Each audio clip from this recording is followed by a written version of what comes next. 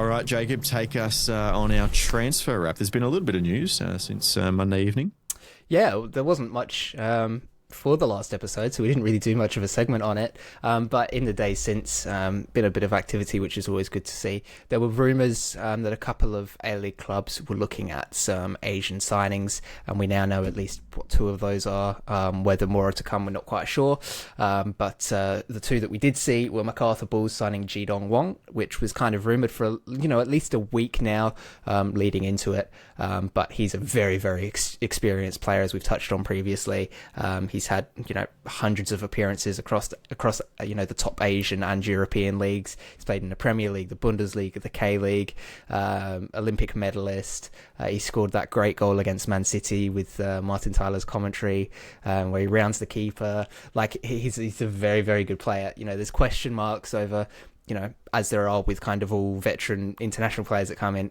Is he going to stay fit? Is he going to be able to last a whole season? How much impact can he have? But I think on paper it looks to be a very, very, very good signing already. And then, you want to say something? So I just wanted to say there was one thing that worried me about this signing, and it was one of his quotes in the press release, and he did say something along the lines of, "This is a really cool challenge to end my career."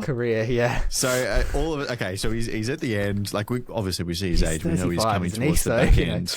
But hopefully he can hold up. Hopefully he gets to the end of the season, and then if he wants to retire, he can retire. But for the Bulls, this is a very big season. They're obviously going into the ACL2, of which we're about a week away, by the way, from the draw for both the ACL2 and the ACL Elite. So of course we'll bring that to you when it happens. But they need the depth.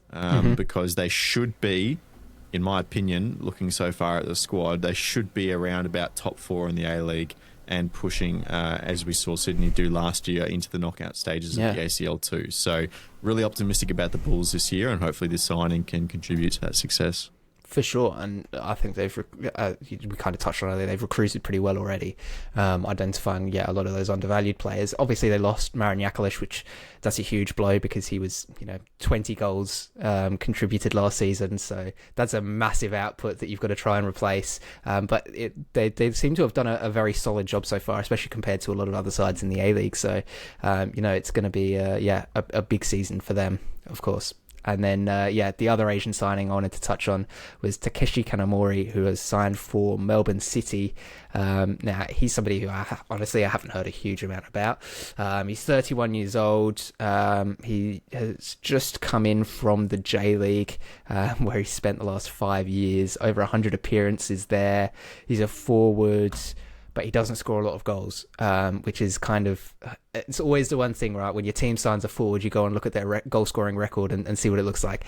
It would appear he's not a goal-scoring forward, so whether he's deployed maybe in as a 10 or a false 9 or something, or he's played out wide perhaps a little bit more, and he's more of that creative type of player. I don't know. Like I said, I haven't seen a huge amount of him. I've not heard of him really before either, so it's going to be interesting to see. But City always tend to do pretty well with their foreign signings when they bring them in, especially in recent years, and they tend to have a decent impact on the game. So it's going to be interesting to see how he can contribute there, because again, City, a bit like Macarthur, one of those teams that's really going to look to build on everything that they've done, because they had a very, very good season last season, obviously, and they're going to want to look to go and do same thing again, basically, and this time win the premiership as well would be nice for them. So they found some stability, a good squad. Vidmar seems to have settled in quite nicely there as coach as well, so a big season ahead for City as well. And I think obviously the pattern here is with their AFC competition as well, with the Champions League Elite. Is worth noting, there was a time where we had this like 3+1 or 4+1, whatever the rule is, where you could have the Asian player for the Champions League, extra foreign player if they were Asian. That's just not a thing anymore, because with all the spending that's going on in the other side of Asia, in Saudi Arabia and the likes, they've pretty much got rid of all those foreign player rules. In Asia, at least, you can have pretty much, if I'm not mistaken, you can have as many as you want. Obviously, the domestic rules for the competitions will be slightly different, so clubs can only have so many players. But in the confederation competitions, you can field whoever you want. So good to get some Asian players in for sure, but it's not to comply with that rule. Yeah, of course. And then the other news, Auckland have signed Locky Brooke, so he's coming back, not to Australia, but back to the A-League. Obviously, had those first couple of seasons with Adelaide as kind of this young, promising player. Came in, scored I think 1 goal over those 2 seasons, but showed glimpses of real promise, and then quickly headed over to, I think he moved to England and played for, gosh, I want to say it was like Crewe Alexandra or something like that. And then he's gone to the US as well, and now he's gone to the Wanderers, and then had a really good season with the Wanderers, and then went back to the US, and now he's coming back to Auckland.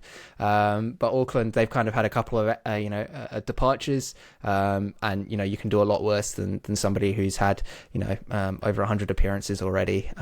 It's proven at A-League level to be a decent goal scorer and attacking option for your side as well. And Auckland, we know that they've got a very, very good core squad, so it's kind of these depth pieces and these bit players that they need to bring in to really just kind of take themselves up another level, and it gives them an option of to try a few different things as well with the way that he plays. He's quite a fluid attacker. He can be deployed out wide. He can play in as a 10 as well. So it's going to be interesting to see how he's used there. But no, it's good to see him back. Perhaps a little bit disappointing that his career couldn't kick on overseas. But I suppose in a way it's better to have them come back here and at least contribute. We want to see cool, awesome Australian players playing in the A-League for sure. Exactly, and contribute to growing football here rather than just wasting away overseas and maybe not getting as many minutes and not getting that opportunity to prove themselves. As we've seen with a bunch of players over the years that have come back and then especially recently gone back over, Marco Tilio and Daniel Alzani and the likes of that. Although Daniel Alzani, that's another story entirely with how things are playing out in Hungary. But they've come back and kind of reinvigorated their careers and given themselves that second opportunity to go back overseas again. So no, it's going to be interesting to see how he's used at Auckland. Yeah, absolutely. And then just to kick us on as well, to wrap this episode up, the international news continues in the championship. Lewis Miller to Blackburn Rovers becomes what I understand to be the 17th Australian player who will feature. I think it's 18 now. Is it 18? Is there another one that I've missed somewhere? Yeah. There you go. There's a lot of Aussies in the championship. That beIN subscription just keeps looking at me, keeps winking at me. There's going to be some really cool games to follow and some teams to follow in the championship this year.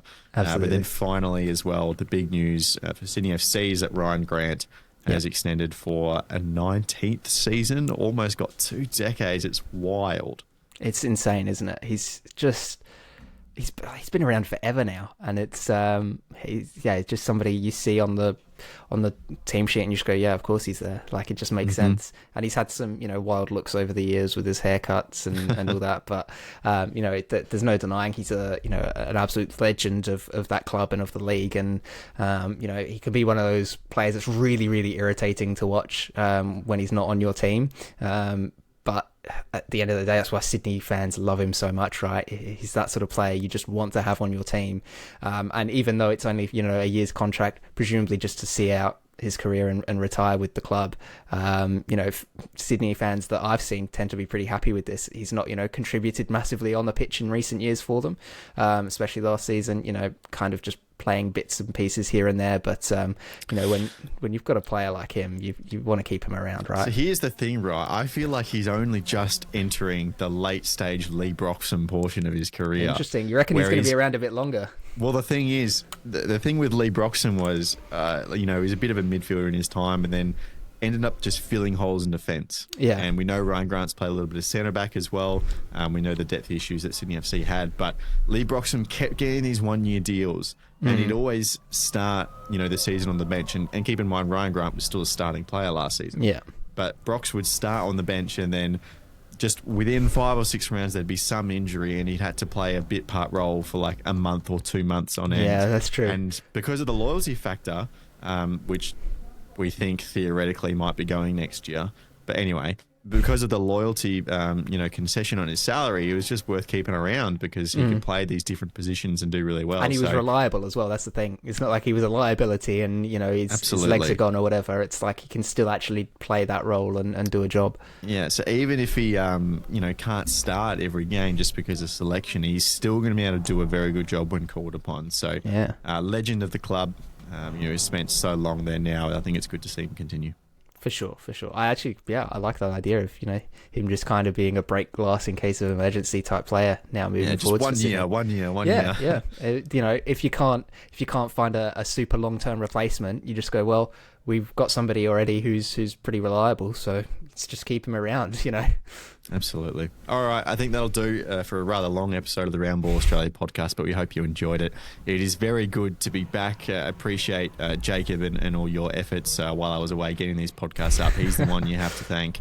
But thank you everyone who's listening as well. We know sometimes the news can be a bit dry in the off season, but we've still felt that support coming through really strong. So we appreciate everyone at home for tuning in and making what we do really rewarding. So Jacob, thank you, and thank you everyone at home.